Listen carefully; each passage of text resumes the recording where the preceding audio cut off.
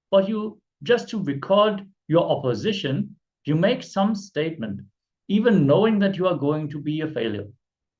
That is exactly the way it will look if you utter to yourself only once that you are a winner, after uttering 100 times that you are a loser. It is your wrong commitments to you that makes you feel you are a loser. Other than your negative commitments to you, you don't have any enemy in your life. Just understand and liberate yourself. Whenever you utter a negative word to yourself, for example, when you say, I may be a failure, I may lose, I may not achieve it, immediately remember that it is a negative commitment you are giving to you. Drop it. Your mind may say, no, if I suddenly fail, what can I do? At least if I think through the whole thing beforehand, I will be ready to face the situation. There is no such thing as being ready for failure, because if there is going to be a failure at all, it will always be from the unexpected zone. So all your expectations and pre-commitments toward your failure is not precaution. It is not going to help you in any way. First, failure is not going to come if you don't create a self-fulfilling negative prophecy about it. Second, even if it comes, you have all the capacity to face it. There is no such thing as not being able to face failure if it comes unexpectedly. Even when death comes to you, it is going to come suddenly only, and you are going to face it. Everything you call as failure is going to come suddenly only, and you're going to face it. There are millions of times when what you call as failure came to you suddenly, and you have faced it already. The idea that you will not be able to face it if something happens unexpectedly is just one more negative commitment you gave to you. Now sit and undo, layer by layer, the negative commitments that you gave to you and complete them. You have to remember and complete and drop. Only then you can really conquer it. You can't just say, I hereby drop all the negative commitments I gave to me. No. First, you have to know all the negative commitments you gave to you. That will happen only when you start with you and start doing the completion.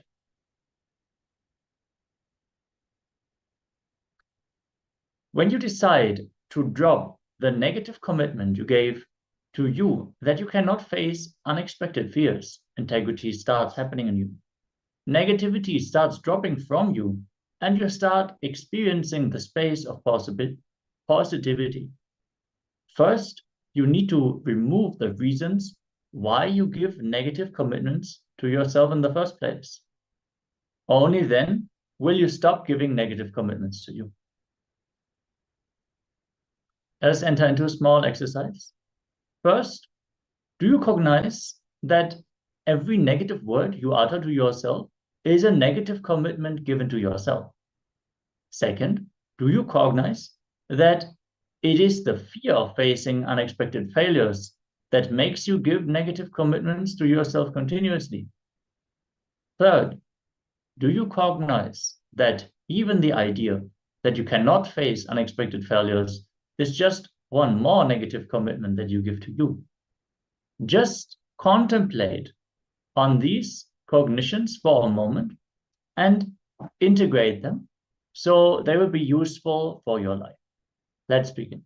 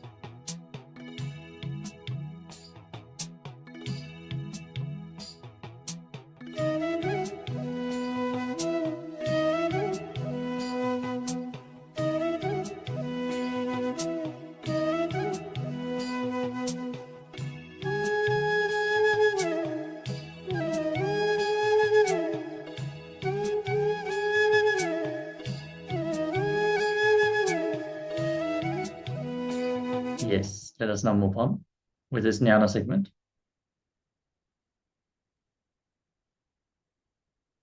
That's all. Now you know the solution. Drop the deeper layers of negative commitments you give to you. Drop them fast. Complete with yourself.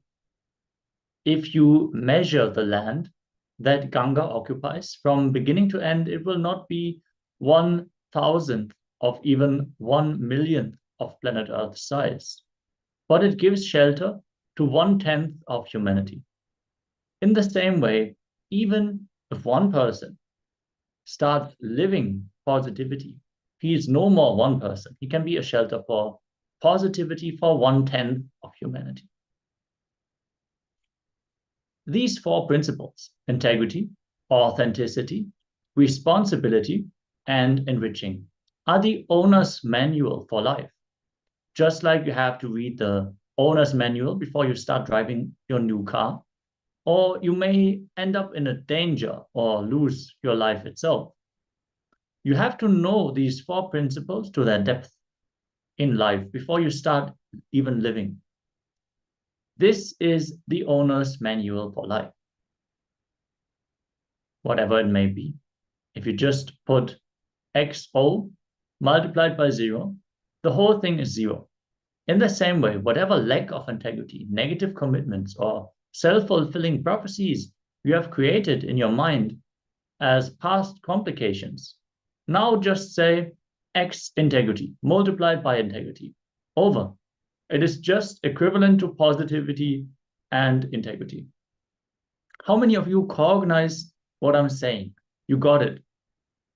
You got it. Now start living it. That's it. Okay, let me know in the chat if this clicks with you, that when you take integrity as the fundamental principle of living your life, all the negativity that you have applied to your life in the past does not rule over you anymore. This is one of the important thorns removed from your consciousness. Now the space of positivity will simply expand and become an ocean in you. Ganga starts only as a small stream, and it accumulates water and becomes a river which is many kilometers wide and finally becomes the ocean itself. This is the way the space of positivity also starts in you. If only one person becomes positive, so many people are blessed. The space of positivity happens by the blessing of the Master's Kundalini awakening. Because he awakens the Kundalini, this is becoming a reality. If you rest in that space, you will accumulate more and more positivity and finally become the ocean itself. Before the invention of the number 0, whatever mathematics was being practiced was completely proven wrong by the invention of the 0. Same way, once our brain evolves to cognize infinity, all the mathematics were practiced will be proven as a lie overnight. Very soon, the brains that practice integrity, authenticity, responsibility, and enriching are going to cognize infinity and make infinity a utility just like 0. You need a certain brain to cognize 0. Our rishis had it. That is why they were able to cognize the 0. In the same way, you need a certain brain to cognize infinity. Establish yourself in integrity and authenticity. With those fresh eyes, look at everything in your life. Your business plans, the profession you are in, your relationships, your decisions about your future, your decisions about your age. Establish yourself in integrity and authenticity. With those fresh eyes, look at everything in your life. The brain which is established in integrity and authenticity can read any book and understand the truths from that book. Just like how the Paramahamsa swan can separate the water from the milk in a mixture of milk and water. The brain established in integrity can separate truth from untruth. The brain established in integrity and authenticity is Paramahamsa. Let us now listen to the Supreme Pontiff of Hinduism on how we can plan for success. How our planning for success only leads to failure. let's enter into this satsang. Listen to this revelation clearly. Working for success, planning for success always leads to failure. Working for excellence always makes you successful. Understand? Planning for success, working for success always leads to failure. Working for excellence always makes you successful. Listen and internalize. Understand?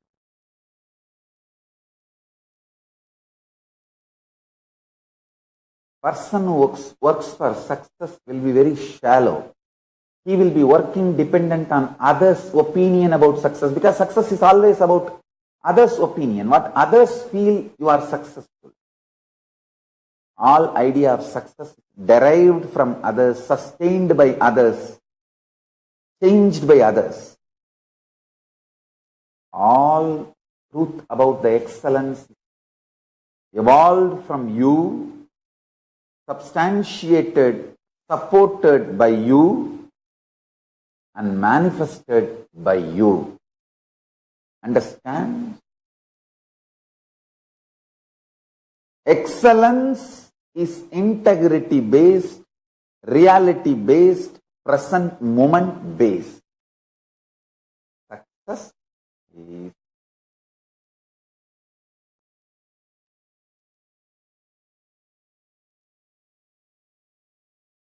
others' opinion based.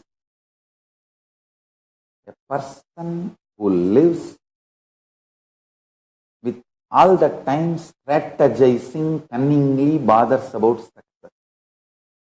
Person who lives with a simple integrity evolves with excellence.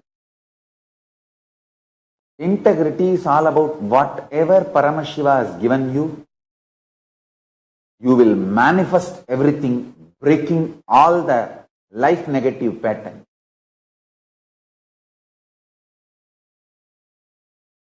Even in your sleep, you know how to be in tune with Paramashiva and manifest state, space, powers, being, super consciousness of Paramashiva. Excellence is all about from where you are, raising yourself to the next. Success is all about others and how things go with others. I tell you,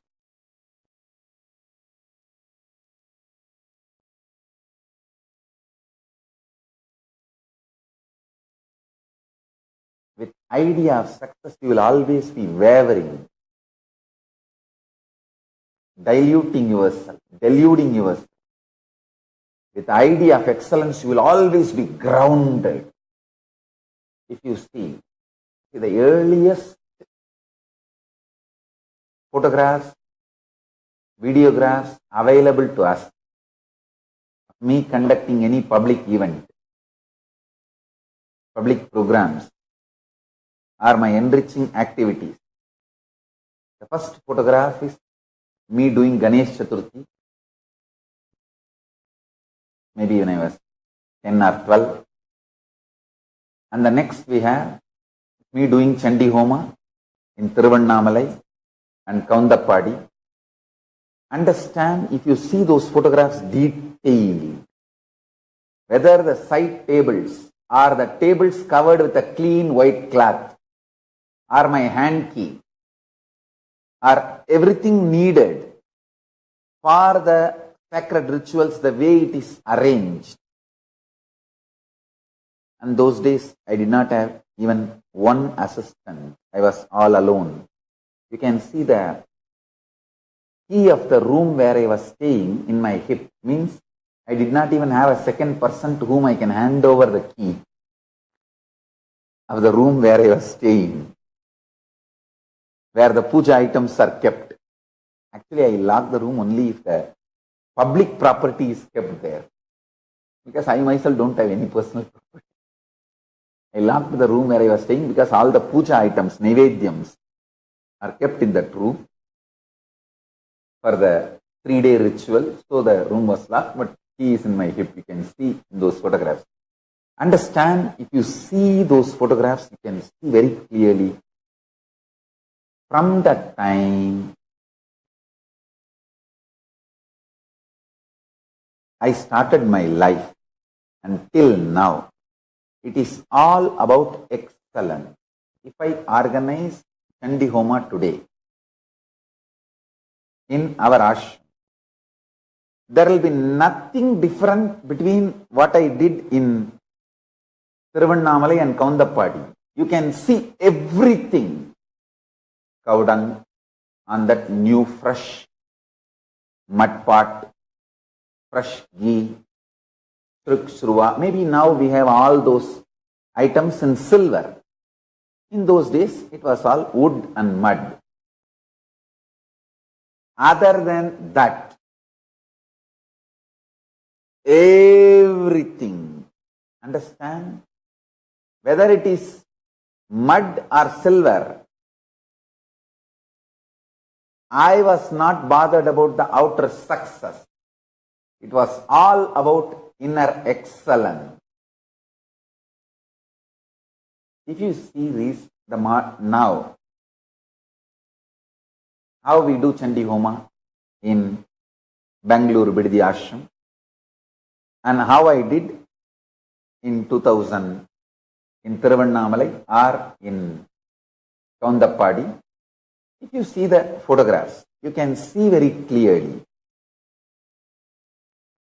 People who look with the eyes of success will see, wow, that time it was just mud pot, now it is silver pot. If you see with the eyes of excellence, the intensity is same. Intensity is same. I always worked for excellence. Mud pot became silver pot, maybe the side effect of my excellence. But I don't consider that as a success. And I don't consider anything as success. Tomorrow itself that silver pot may become even gold pot. But I don't consider that as success. I consider excellence means intensity with which we connect with Devi and the power of Devi manifesting, Parashakti manifesting. That's all. Excellence makes you excited more and more. Idea of success makes you feel bored, tired, even if you achieve success. If you don't achieve success, you become frustrated. If you achieve success, you become tired and bored. You can see the photographs of me doing Chandi Homa in 2000, 2001, and you can see the photographs of me doing it 2018 or 2019 or 2020. You will see the intensity same. Understand? The outer external things might have changed. It was a mud in 2000, maybe brass or copper in 2004-5, and silver. Now it may become soon gold. Who knows? Understand? I always work for excellence. That is why the so-called outer success happens or not, I neither get frustrated nor get tired or bored. The worst part with the success is, if you don't get, you will be frustrated. If you get it, you will be bored. But with excellence, you will be intensely excited. Go on feeling the excitement. If you see the video records of me doing Chandi Homa in 2000, and if you video record now me doing, you can see the Bhava Samadhi same. Because intensity is same. And I tell you, excellence is always integrity and intensity based, not external things based. It is always integrity and intensity based, not external things based. I tell you.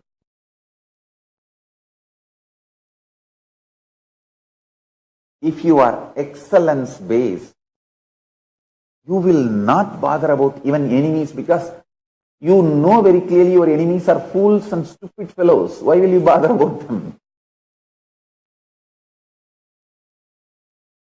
You will be so clear, I tell you.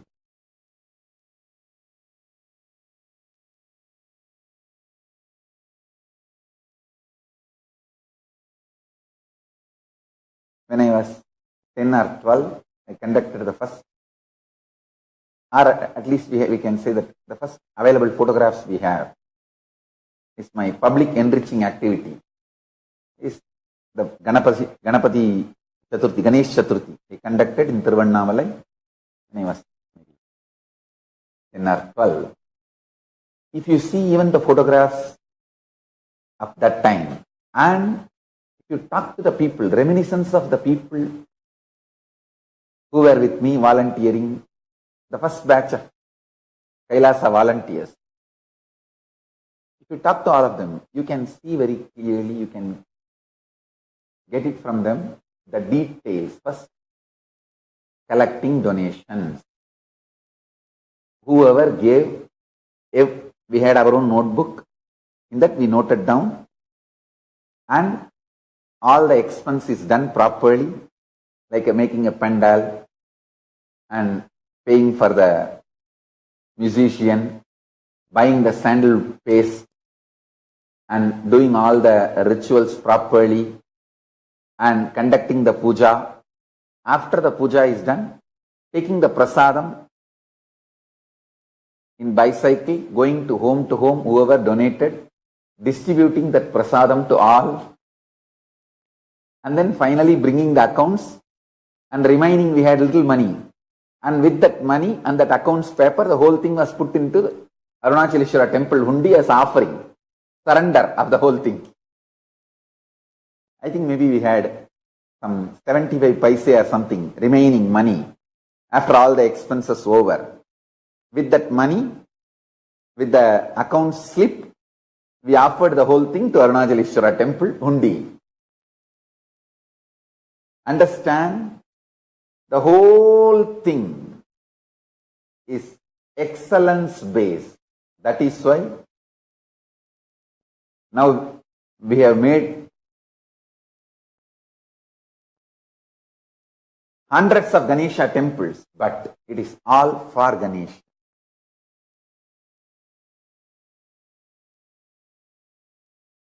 It is all about intensity. Nothing to do with success. Nothing to do with success. It is all about intensity. You can see the first batch of Kailasa volunteers. The photographed first batch of Kailasa volunteers.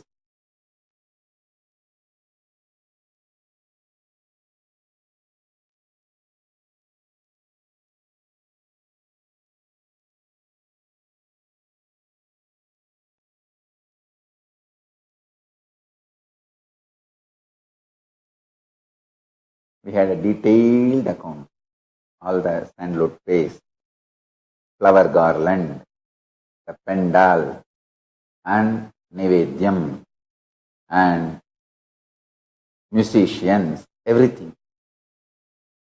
From that time till now, I am working for excellence.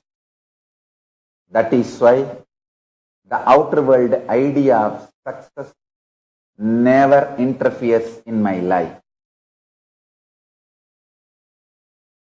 Be centered on excellence, you will be absolutely integrated to your goal. Even this COVID-19 lockdown, I tell you, people who are excellence based neither feels depressed nor feels deprived. They know how to survive. All the minds which are success based have collapsed, gone to pieces. Listen, all success based people, the idea of success is melting down. All success based people, terrorized by the insecurity, life, future. All excellence based people are there with their original excitement and intensity and continuing to plan further with their excellence based mental setup and consciousness. I tell you, only people who are centered and who are thinking excellence based are going to survive this COVID-19 after effects. COVID-19's lockdown, economical meltdown, this global crisis, all these. People who are excellence based are only going to survive this crisis. The people who are success based are just going to melt down. I tell you. I really tell you.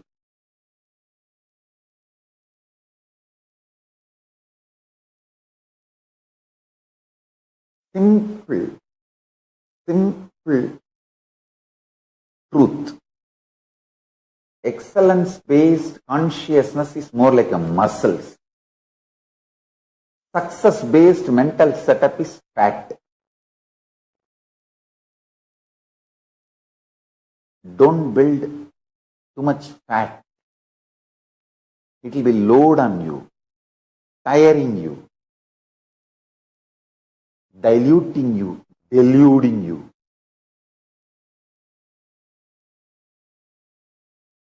Almost like destroying you. I'm telling you.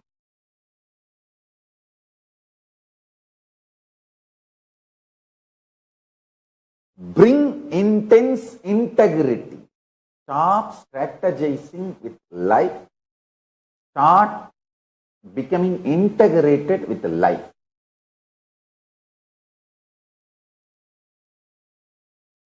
I have seen every person who works with excellence based gets more and more integrated with the depth, strength, power, energy, intensity, excitement, unending excitement. People who work for success, if they don't get, they get frustrated. If they get it, they get bored. Both the way they collapse. Bring your life excellence based.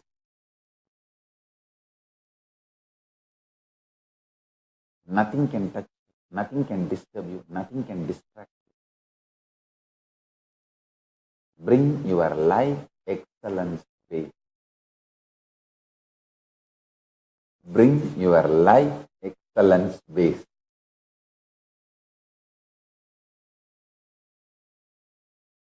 Bring your life excellence based. Drop the idea of success. Make yourself centered on excellence in everything you do. Whether your health or wealth or power manifestation, relationships, anything. Make it excellence based. Drop the mind of success based.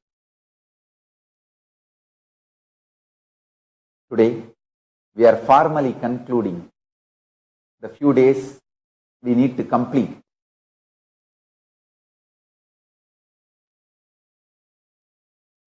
For Pachapatni Vratam,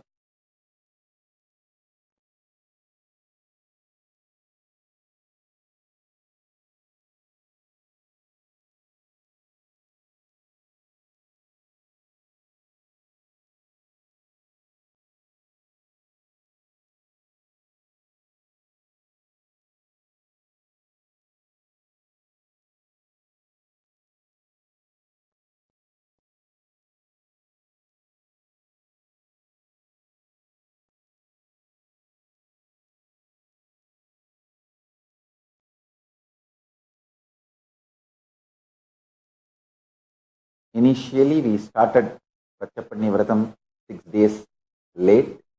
We didn't do so. We did this now. We made it into 7 days. So today we are formally concluding the Pachapatni Vratam and offer our devotion to Parashakti, Samayabarattu Mahamai, and bless all of us and the world.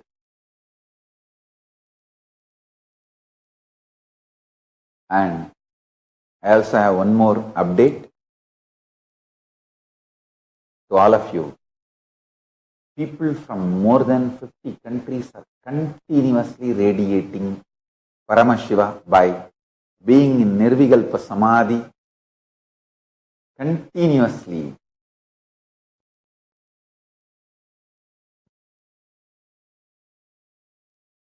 From 13th May, it's happening. Thousands and thousands all over the world are sitting.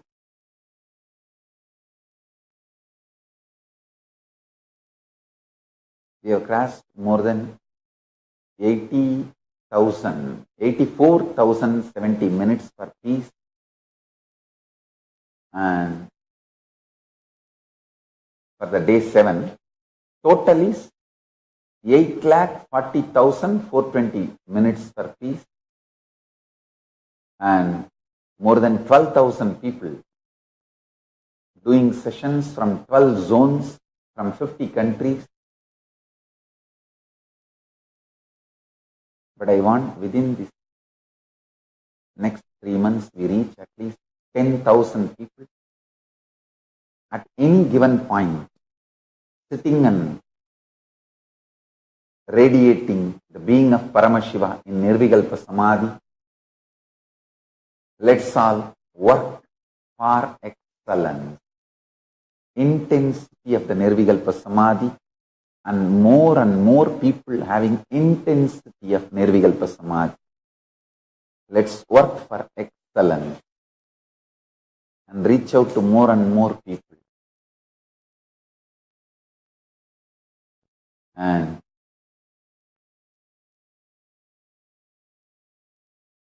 it is Kailasa's responsibility, it is our responsibility to really give a superconscious breakthrough to the world.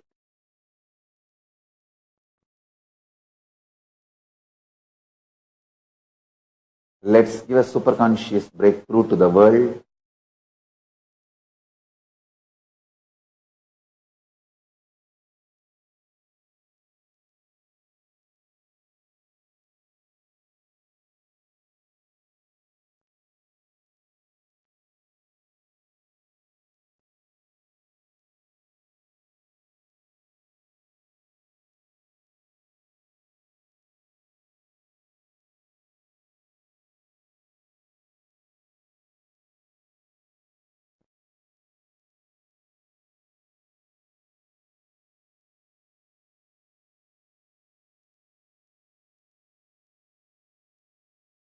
the more we take the responsibility to give the superconscious breakthrough to the world, more Paramashiva manifests himself in all of us.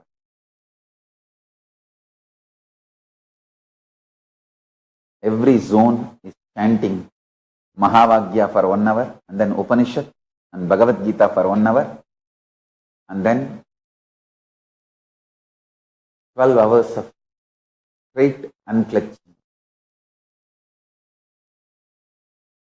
All over the world it is happening.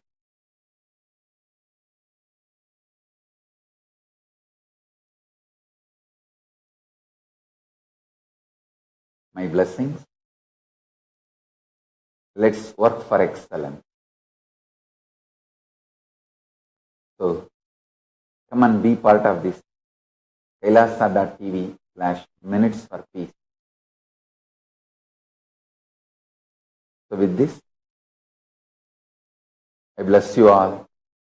Let's all radiate with integrity, authenticity, responsibility, enriching, causing, living Shuddhatvaita Saivam, living and radiating the state, space, powers, being, superconsciousness, and Kailasa of Paramashiva. Paramashivoham Om Nityananda Paramashivoham. Eternal bliss, Nityananda. Thank you. Be blissful.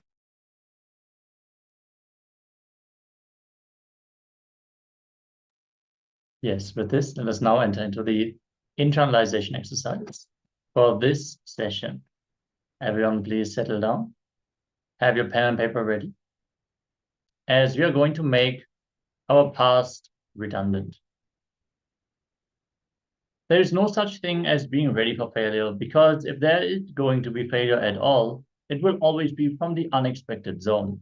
So all your expectations are pre-commitments towards your failure, and pre-commitments towards your failure are not precaution. It is not going to help you in any way. First, failure is not going to come if you don't create self-fulfilling negative prophecies. Second, even if it comes, you have all the capacity to face it. There is no such thing as not being able to face failure if it comes unexpectedly. When you decide to drop the negative commitment you gave to you, that you cannot face unexpected fears, integrity starts happening in you. Negativity starts dropping from you, and you start experiencing the space of positivity. First, you need to remove the reasons why you give negative commitments to yourself. Only then you will stop giving negative commitments to you. Now let us sit down, settle down, identify and pen down all the negative commitments you gave to yourself. Complete with them. Declare to live the 4 tattvas of integrity, authenticity, responsibility, and enriching from now. First, pen down the negative commitments that you gave or you are giving to yourself. Complete with them. Look in, when is the incident when you created this pattern in your life? Relive and relive these incidents for each and every of the negative commitments that you gave. Finally, make the declaration to live by the 4 tattvas. If you have any questions about this process, please let us know so we can attend to them. Let's begin.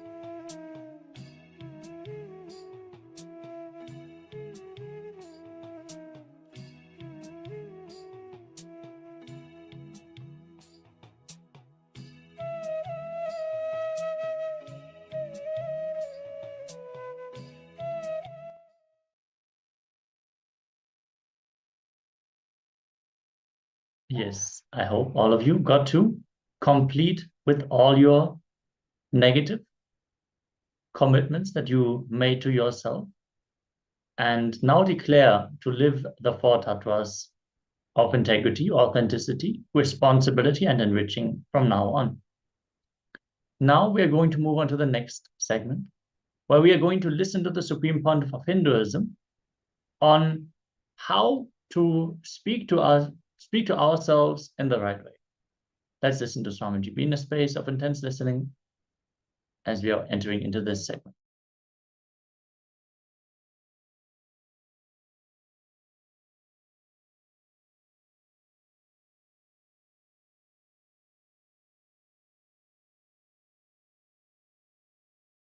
Inner space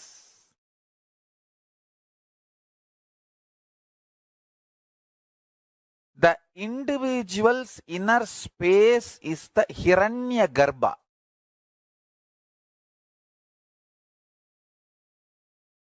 For individual's life to manifest.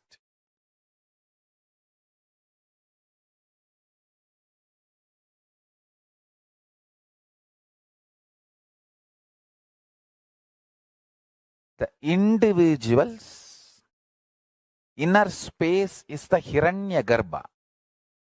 For the individual's life to manifest. Hiranyagarbha means the golden womb from which the universe manifests. Same way, our inner space is the golden womb, Hiranyagarbha, for us to manifest our lives.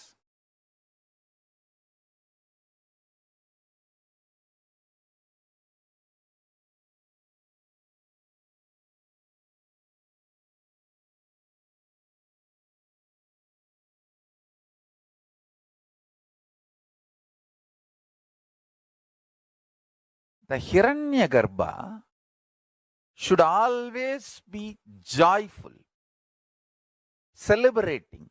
Listen carefully.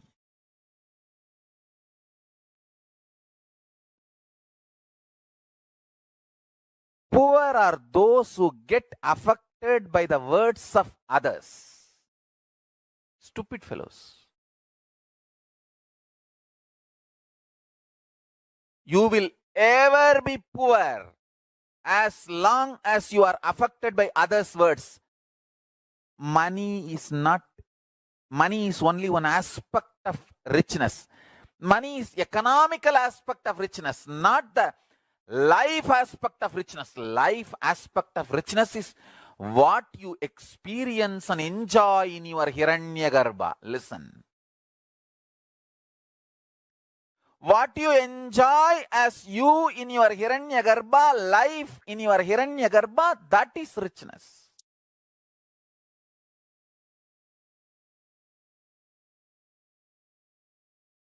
Gita clearly describes Gantivam Shramsate Hastat Tvakchaiva Paridahyate Nacha Shaknomi Avastatum Brahmativa Chamemanaha. My bow Gandiva is slipping from my hands and my skin is burning all over. My mind is whirling as it were, and I am now unable to stand here any longer. It's a direct symptom of desperate depression. Desperation plus depression put together. The diagnosis is directly desperation and depression put together. The symptoms. So withdrawal at this mood is adharma, not dharma. Listen to the essence of what I am trying to convey to you now. Whatever you may speak to yourself, whenever the aggression part of you is speaking, it is incompletion and leading you more and more incompletion. leading you to more and more incompletion. And whenever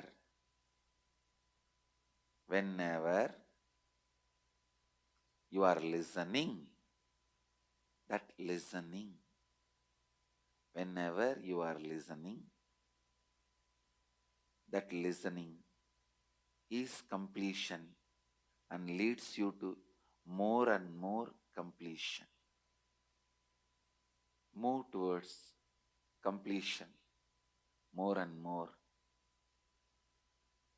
by listening to you.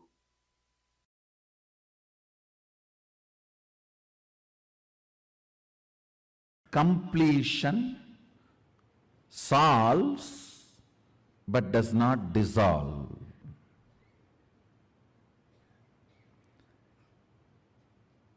But only something which dissolves the source of the problem can be an eternal solution. Listen. Listen intensely.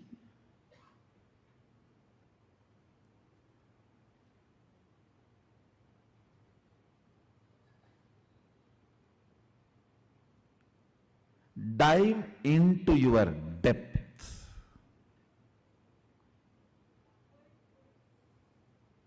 The innermost cognitions you have about you. How you cognize you. Sit with yourself seriously and ask, do I really want to transform? If you are saying yes to you, then do it. Who is stopping you?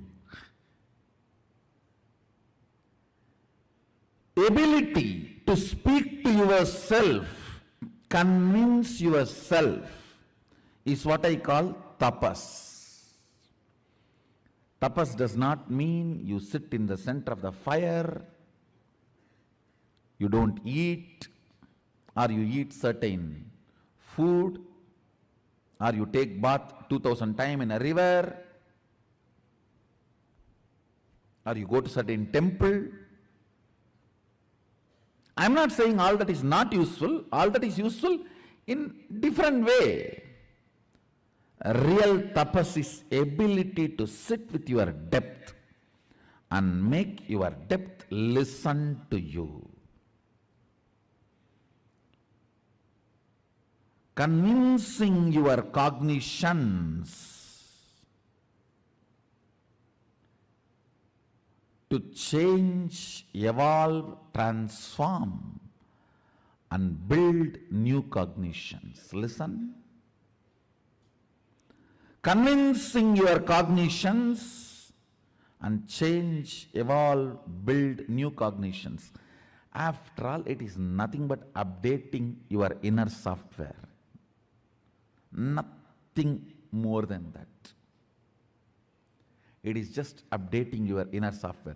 One nice thing about this inner software, when you update, even your body starts, hardware also starts changing. Understand? Agama is the oldest software, revealed 60,000 years before for human beings, human consciousness. Maybe you can call it as Windows 1. Every incarnation is updation. The message comes. You want to update now? Remind me later. Do it in the night. You can choose anything. Every master is an updation. It's an update invitation. Windows 2, 3, 4. Now, after tired of sending windows, the door itself is opening.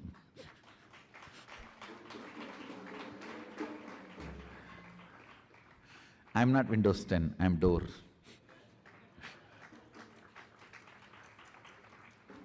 Understand, upgrading your cognition, what you feel about you, what you reveal about you, and how you feel about you. Updating your cognitions is all needed in the life. Completion itself is nothing but helping you to update your cognitions, upgrade your cognitions. Completion itself is nothing but upgrading your cognitions.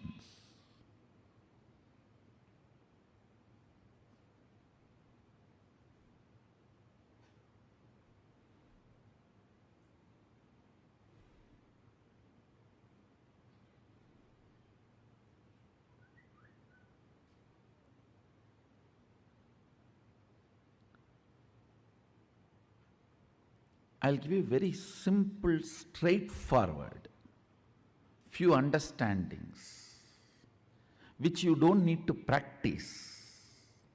That is the problem. Anything you do not need to practice, you don't respect it. Only if you are tortured, you think you are given big things. No, really. The cognitions I'm going to share, you do not need to practice. You just need to chew it. Like chewing gum. While you are sitting all by yourself, just chew it. Yes, seems to be right. I think this guy is cool. Maybe he's speaking to me only. That's all. Just chew it. Does not need to practice. Listen, basically,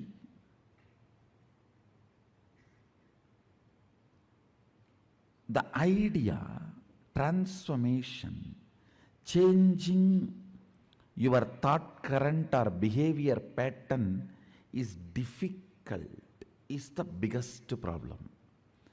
The moment you decide your thought current, your behavior patterns are difficult to change, you become old.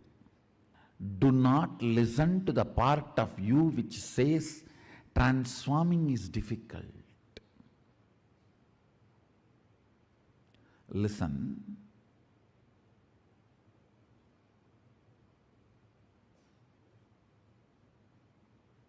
The first cognition you need to break is the transformation is difficult and it's not for me. I just came because so many people came. I came because my neighbor came. I came because my opposite house person came. Wherever he goes, I go and see what is going on there. So I came behind him. This is not for me. Listen.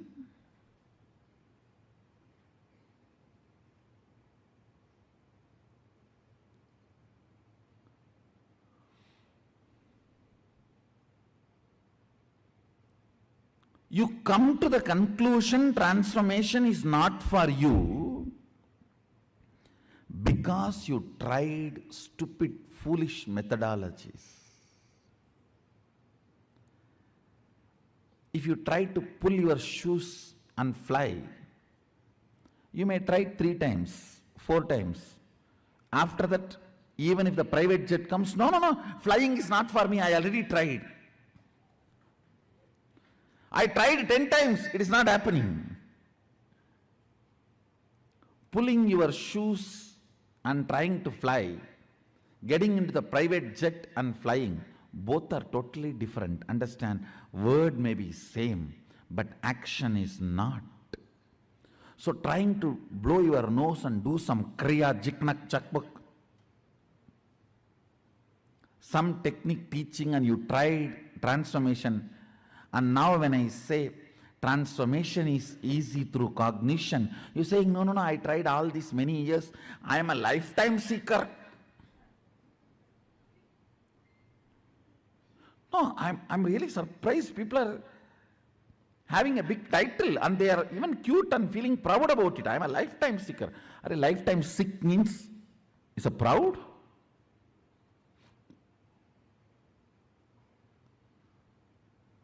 I am lifetime seeker. I go to all gurus and check out everyone.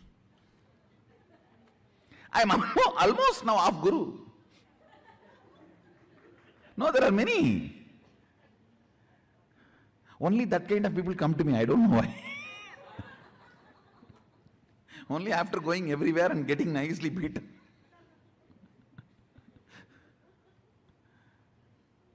Understand. If you have not transformed, if you have not achieved what you got, don't blame you, blame the methodology and the fellow who taught you. Get rid of them completely.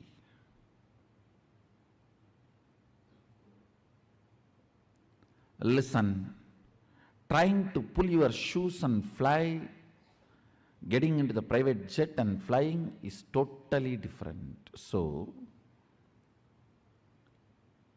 this cognition that I cannot transform or transformation is too difficult. I have done everything, I tried everything. It is not working for me. That needs to be broken first, very seriously. Very seriously.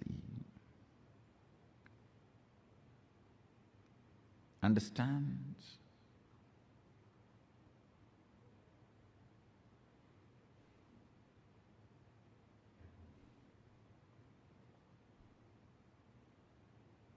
Very seriously, it needs to be broken.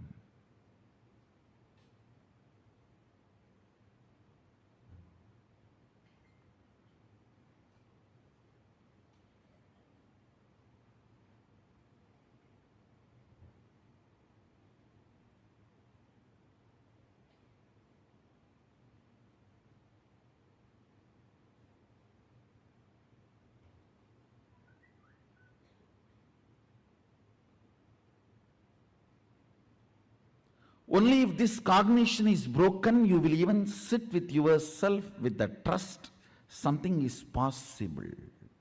Second important thing, your cognitions are built by you. Good news is, because you built it, you can alter it. Because you built it, you can alter it.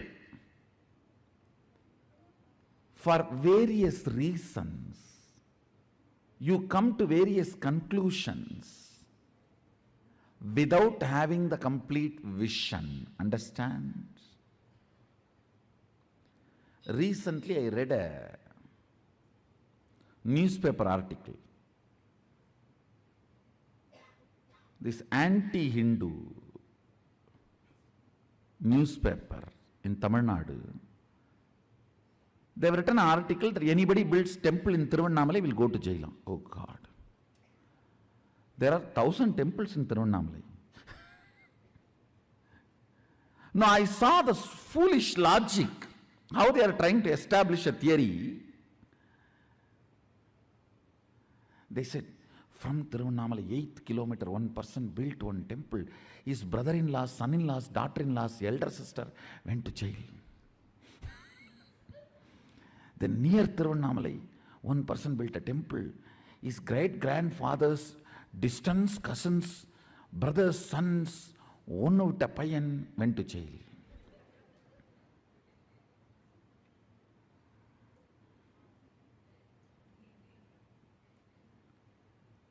Strange conclusions through perverted logic. Actually, when I say you are laughing, if you dig deep, you will see many of your cognitions are from these strange conclusions. These strange conclusions, and holding on to that strange conclusions and continue to operate is what I call trying to operate based on virus, not based on software. These are all illegally pirated softwares. Understand? Operating based on strange conclusions. You arrive without having a simple, straightforward vision towards life and reality. Strange conclusions you create in your life without simple integrity is what I call virus inside, which continues to keep you as a slave forever. This is the straightforward, most practical solution. You need to understand almost 99% of your conclusions, the cognitions you carry about you, life, strange stupidity. If I wear the black dress, today the whole day will be bad. How you came to conclusion? If I see somebody in the morning wearing black dress, the whole day will be bad. How you came to the conclusion? Coming to strange conclusions and operating to strengthen those conclusions in your life.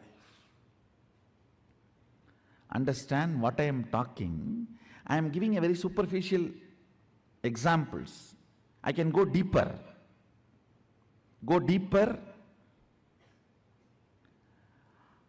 When your body is in good energy, after a cup of coffee, how you think and perceive, how your cognitions are. When you are tired, bored, body is tired, how your cognitions and perceptions are. See, your cognitions, your irritations, your inspiration or boredom is not logical. It is just a cup of coffee. It is just few chemicals and hormones.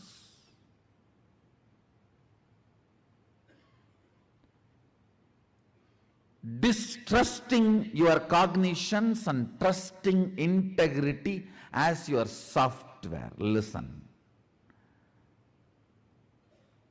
Just disowning all your cognitions, deciding to catch up with the integrity. Integrity means I am defining. Every thought current you cherish, you should put your whole being to fulfill it, because every thought current you cherish is a promise you are giving to yourself. Either you put your whole being to complete it, fulfill it, or you drop it and complete it.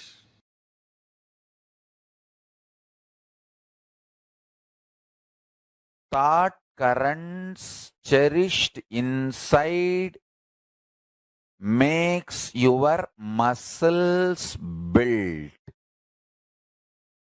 Thought currents cherished inside makes your body and mind. Thought currents cherished inside awakens your enlightenment. Thought currents cherished inside brings extreme strength or weakness. Listen carefully. Thought currents cherished inside either makes you powerful or powerless. All my balasans should take this lesson.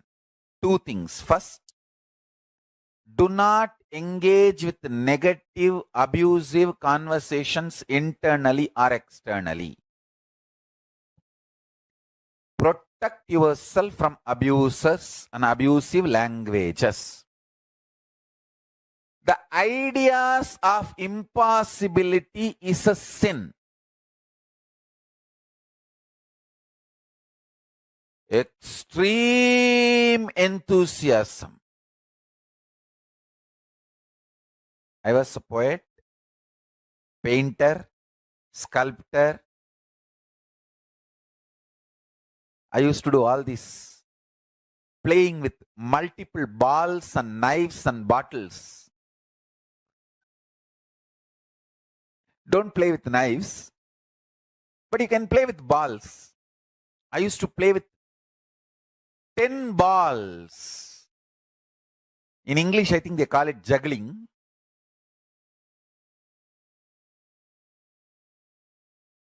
Ten balls without falling, I can play even now. Even now I can do. The awareness and attention. You guys should learn and manifest all these powers. These are all actually possibilities encouraging you into powers. Actually, I'll stop the balls through third eye till I'm able to hold the next ball. You can actually try. All the balasans can try. Just use your third eye and coordinate. You can see, you can stop the ball, you can stop even the time and beautifully play with the whole thing. And I tell you, use powerful words. Watch my satsangs more and more. Use powerful words more and more. Write poetries. Paint. Sculpt. Make deities. Manifest all your possibilities.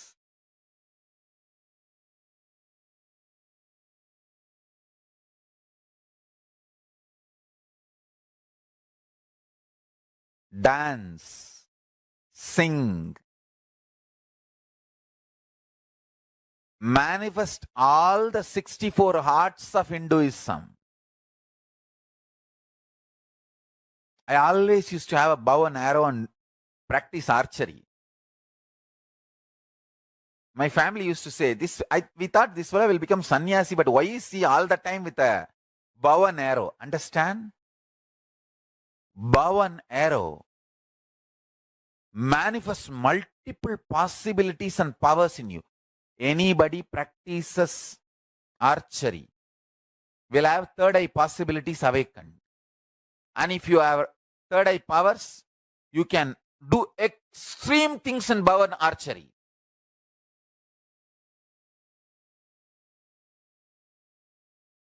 With third eye powers, try to play bow and arrows. Try to play with archery.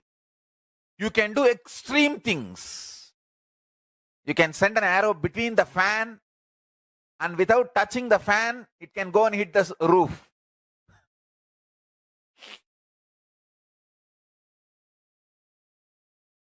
Through third eye, you can just stop the fan and send the arrow between the fan wings to the roof. I used to do all that.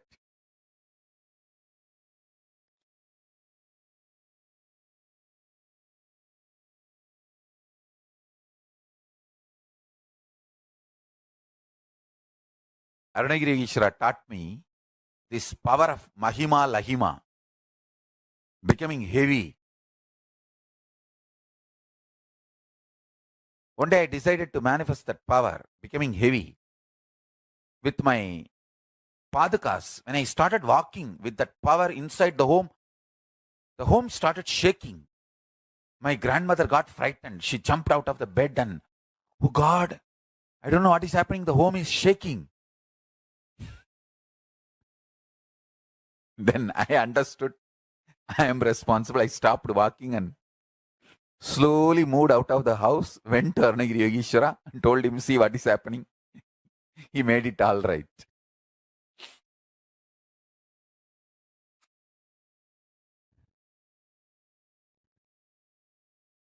I tell you guys, be extremely energetic, active, use positive words. Stop, abusive words entering inside you.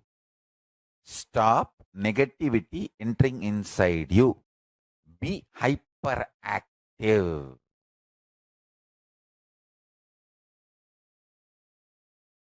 Extremely energetic.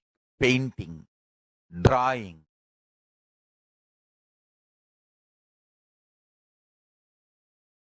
sculpting,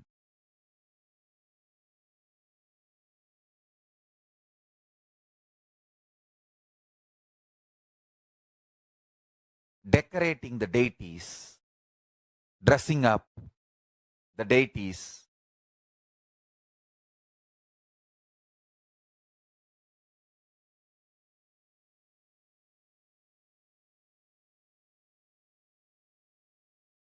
all the 64 arts you should start manifesting.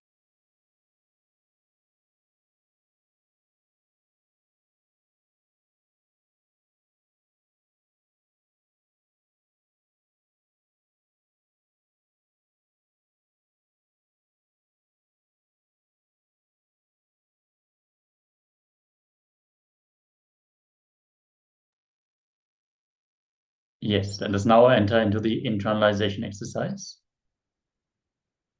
Enrich, enrich, enrich. If you talk to yourself, you will be enriched. Just through enriching, you can break all your patterns, karmas, and be liberated. Now enrich yourself.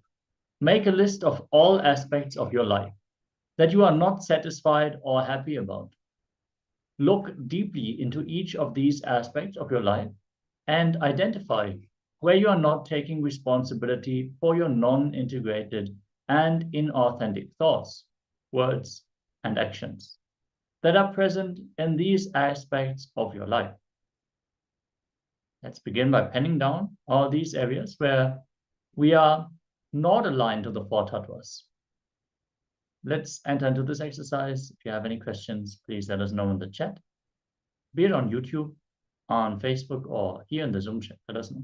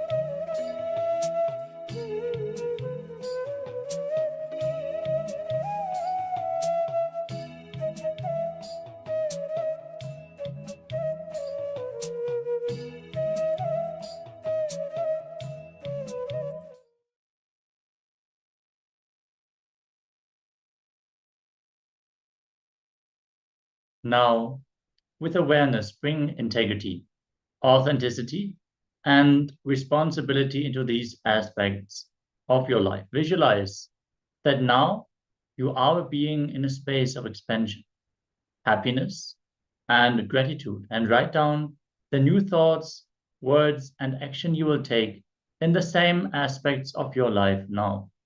In this new space of being in expansion, happiness, and gratitude, write down in what ways you will now enrich yourself and others in your life in all other aspects of your life as well.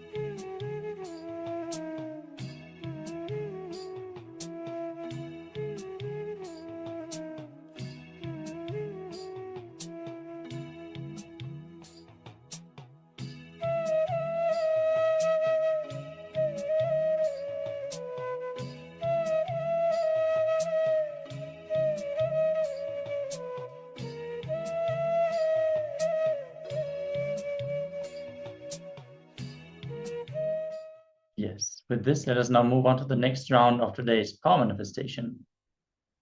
Today, we have been manifesting the power of body scanning in various different levels. In this round of the power manifestation, we are not only going to scan, we are going to change the pulse of another person. Requesting everyone to please connect to a partner for this power manifestation. You can connect to a family member or friends, a co-worker, anyone who you feel would benefit from this. And let us take a moment to connect. You can start also by getting a powerful cognition from the Living Enlightenment book. If you don't have a physical copy of the Living Enlightenment book, you can download the ebook or PDF. As you just search for Living Enlightenment book online, you will be able to find it in various different languages. It has been translated in over 60 languages at this point. So you can read the Living Enlightenment book and receive a powerful cognition. Any page you open will have a powerful cognition that can make you manifest powers if you apply it. As you connected with your partner, give the brief introduction of this power manifestation and tell them to measure their pulse. If they have a pulse reader, like a blood pressure meter, or like a smartwatch, fitness watch, anything of this kind, they can use that. Otherwise, you can use your index and middle finger and keep it on one of the main arteries of the body. Make sure you do not use your thumb for this, otherwise it will distort the count. And then just stop 1 minute with any time measuring device, clock, your laptop, your phone. Just stop 1 minute and count the number of heartbeats that are occurring in this minute. Then, after the power manifestation is completed, let them measure the pulse again, so you can verify that the pulse has changed through this power manifestation. Now, sit with your head, neck, and spine in a straight line. Connect to Swamiji in your inner space, from the space of oneness. Chant the Mahavakya, Om Nityananda Paramashivoham, intensely. Vibrate with the Mahavakya as you request Swamiji to reveal and change the pulse of the other person. Let's begin with this round of the power manifestation. Paramashivoham Om Nityananda Paramashivoham Om Nityananda Paramashivoham Om Nityananda Paramashivoham Om Nityananda Paramashivoham Om Nityananda Paramashivoham Om Nityananda Paramashivoham Om Nityananda Paramashivoham.